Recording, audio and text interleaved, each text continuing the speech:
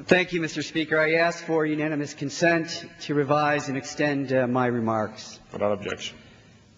Mr. Speaker, I rise today to honor and pay tribute to an outstanding citizen of Buffalo in Western New York, John Michael Granville, an American diplomat who devoted his life to promoting peace through his humanitarian work in the continent of Africa. John Granville worked for the United States Agency for International Development in Sudan. He was fatally shot on New Year's Day after attending a party at the British Embassy in Khartoum. His driver was also killed. His sudden passing is a great shock to all of us, and my thoughts and prayers are with his family and friends at this difficult time. In this senseless tragedy, we lost a man of peace and purpose, a man who dedicated himself to serving people most of us will never know in a place we will never visit. John's love for Africa, its culture, its people, was nurtured in his years of service there. His most recent work involved distributing radios to people in southern part of Sudan to support his agency's broadcasting initiative in the region, which was recovering from 21 years of civil war. The goal was to prepare southern Sudan for elections in 2009 and a possible referendum on independence in 2011.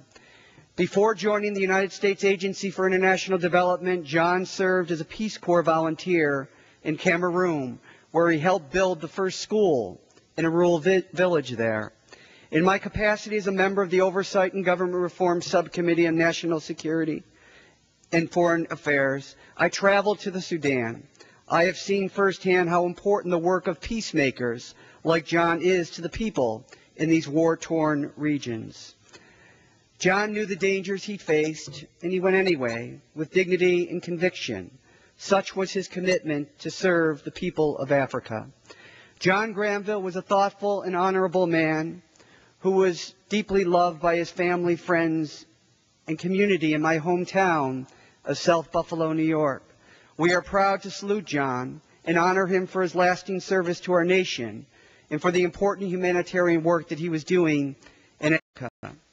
John was a graduate of Canisius High School and Fordham University and earned a master's degree in international development from Clark University.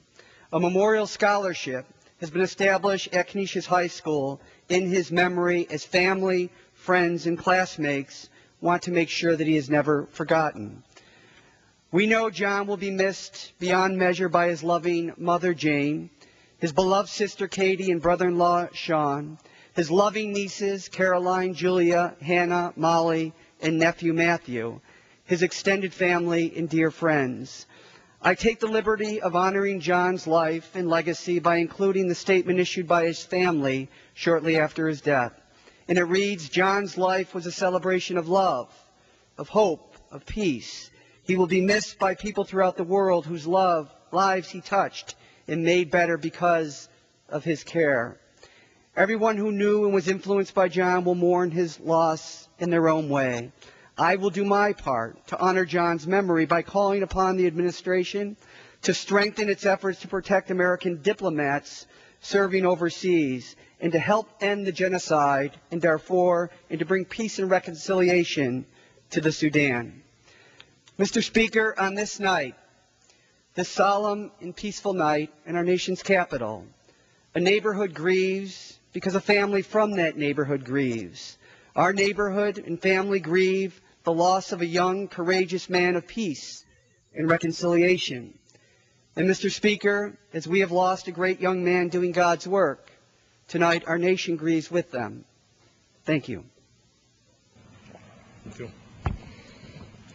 The chair recognizes